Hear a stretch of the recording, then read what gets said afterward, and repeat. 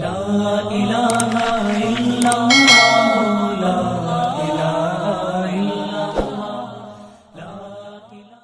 السلام علیکم ورحمۃ اللہ وبرکاتہ۔ معزز سامعین، آج کے دور میں قسم قسم کی بیماریاں پھیل رہی ہیں اور بہت جان لیوا ہوتے ہیں، جس میں ایک کالا یرقان بھی سر فہرست ہیں۔ تو اس کے لیے کون سی وظیفہ کرنا چاہیے اور اس کا علاج کیا ہے؟ سب سے پہلے ہم اللہ تعالیٰ کی طرف رجوع کر کے وظیفہ کریں گے۔ وظیفہ یہ ہے کہ یرقان ہوتے ہی سورۃ البینہ یعنی لم یکن الذین لکھ کر گلے میں ڈالیں، بہت جلد فائدہ ہوگا۔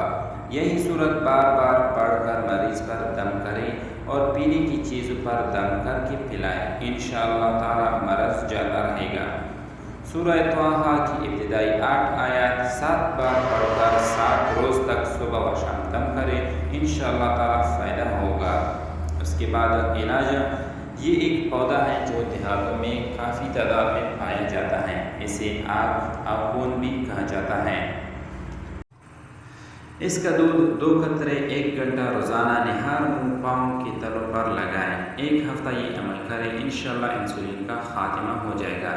بہت ہی مجرب نیاب عمل، جس کسی کو نسخہ عنایت کیا ہے اللہ کے حکم سے شفا یاب ہوا ہے۔ جزاک اللہ خیرا کثیرا۔ مزید معلومات کے لیے ہمارا چینل سبسکرائب کریں اور بیل آئیکن کو دبائیں۔